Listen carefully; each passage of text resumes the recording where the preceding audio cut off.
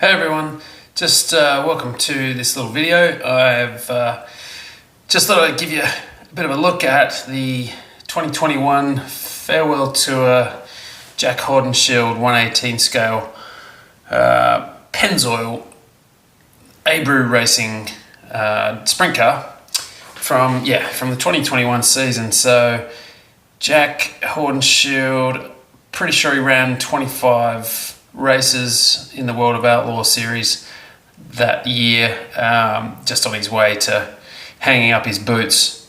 And pretty cool. I saw it online. I've only just recently started buying these cars because I'm a massive sprint car fan, always have been, grew up watching them, and just came across these Acme cars. And I know there's been sprint car models made in the past, and R&R and so on. To me, these just look the most legit. They just look so to scale. I just love the way they look, and so I've just kind of got hooked on buying these things, and mostly the good looking cars. I don't seem to buy the ones just based on a driver necessarily. The driver kind of does make a bit of a difference to me, but a lot of the time I just buy it based on how cool the car looks. This is it, the 2021 farewell tour car. This is the box. This is, I'm unsure what these numbers are. 35, 75, 59. I'm assuming these are the amount of races he took part in those states. Someone can correct me on that if I'm wrong, not sure. Maybe they're wins. I have no idea. I'm not a massive historian on Jack Haudenschild. I just, love the car, love the look of it. So thought I'd get it. I was actually pretty fortunate last year, 2024, to watch his son Sheldon come to Australia. He was taking part in the Grand Annual Sprint Car Classic, which was held in Warrnambool. He actually crashed out of that race, but I think it was 2 or 3 nights before, he was in the King's Challenge at Borderline Speedway in Mount Gambier, and I was at that race, and he won that race, and he was just banging the fence the whole way. Like, the track was really high up to the fence, and he was just, I don't know how many times he banged off the fence. I'm surprised he didn't do any damage, but he won that race, so it was really cool to see. And then so kind of learning about Jack Haudenschild and how popular he was and what he achieved. So it was pretty cool to buy this. I got this through his actual personal website, so and I got the car signed as well. So obviously the box just got some shots, photos of his past, and obviously a shot there with Sheldon, and just the bottom of the box, part number, etc. That's the car, obviously, like it was before. On the end here, you have Jack Haudenschild, Wild Child, Worcester, Ohio, and obviously the state and the car, and then there's part number down here. So there you go, the Wild Child final countdown. So get rid of the box, and we'll take a look at the awesome car. They tell you not to grab it by the wing, but easy to grab it like that. I'll just adjust the camera here. So here it is. I just love the detail in these things. I don't really care too much how much is plastic. Like, the front wing is plastic, the top wing's plastic. The mounts for the top wing are actually metal, so because they screw in up underneath, there's a couple of little screws you can see when you pop the top wing off, but so the frame there, metal, plastic. The frame behind the driver, the whole roll cage is metal, apart from like the rear crash bars, plastic. The side bars, plastic, the headers are plastic. The front wings, plastic. The front nudge bars, plastic, I think. I may be wrong. It might actually be metal. But yeah, So yeah, I just love the look of these things. The amount of detail. I like the Acme engine covers. They've got such a huge range of the different styles of engine covers.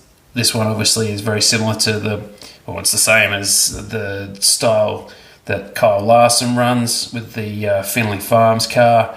There's a bunch of others that they produce, all the different shapes, so that is cool.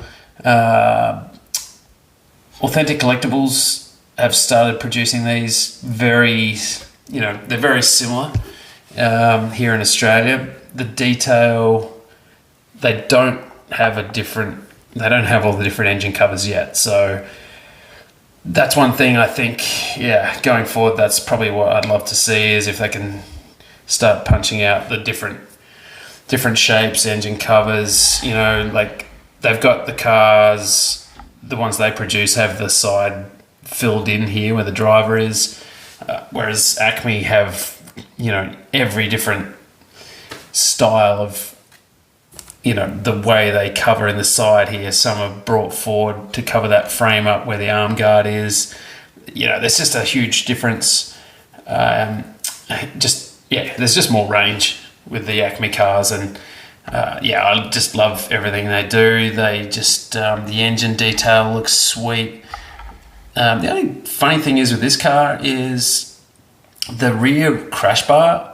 I thought it probably should be black. I don't know why they went silver with the crash bar, same as every other part of the car is black, like all the roll frame, the wheels are black, the headers are black, the top of the wings, everything, is black. So I'm unsure why they went with the rear crash bar silver. But anyway, that's just what they did. And obviously when you're pushing the car all the time, if it's, chrome or whatever it is, then, it's easier to maintain than having to paint it black every couple of days of racing. So, as you can see, Jack signed on top of the wing there.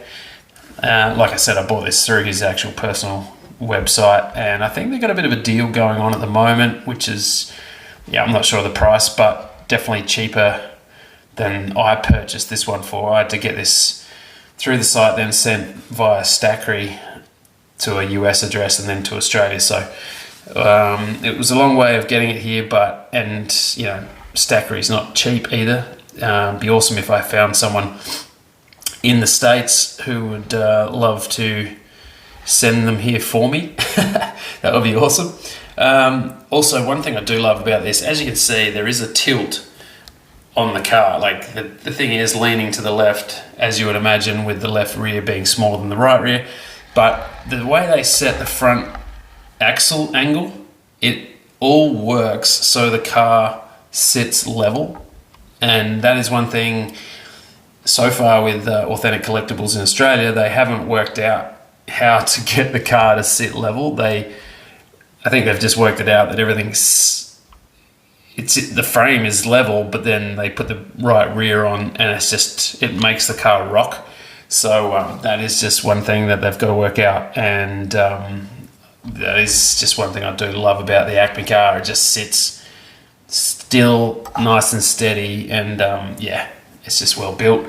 The top wing, it takes a little bit of effort to get it off. Like, you have to kind of have two hands on it. So I'll just grab the car, you got to pull back, and then it unclips off the front, so that comes off sweet.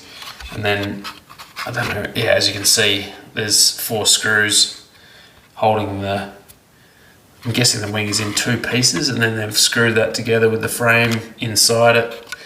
So that's all good. So I won't pop the front wing off because there's 4 little posts, as you can see in there, that are really kind of tricky to get. They kind of mount into the side of the chassis, and they are super tricky to get in there, and they're kind of flimsy. So I won't bother pulling that off. The actual Authentic Collectibles cars come with the front wing mounted in the box, so just to probably save you breaking it. Underneath, just brake rotor, which spins with the axle. The tires are cool, like the real kind of rubber feel. The fully blacked out rims, bunch of sponsors, obviously down the arm guard, and Jack Haudenschild next to where the driver is, fully enclosed, like what do you call it, encased driver's seat, like the kind of carbon fiber seat with the Simpson belts in there.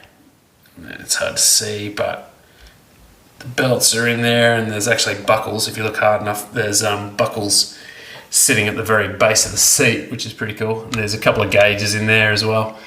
And yeah, so that's the car. It looks super awesome. Someone said on another review video that they had seen the fan in front of the radiator. I don't see it, so I don't know. Maybe it was on a different. Maybe that's just an option that you can purchase to add to the different teams' cars. Not sure. Anyway, so we'll put the engine cover back on, but yeah, like you can see through here all the plug wire. Well, I'm not sure. Are they plug wires? Not sure what all those wires are, to be honest, but there's a bunch of different wires in there. Looks really cool. The detail's awesome. I love the way the engine cover just clicks in. It's super solid, made of metal.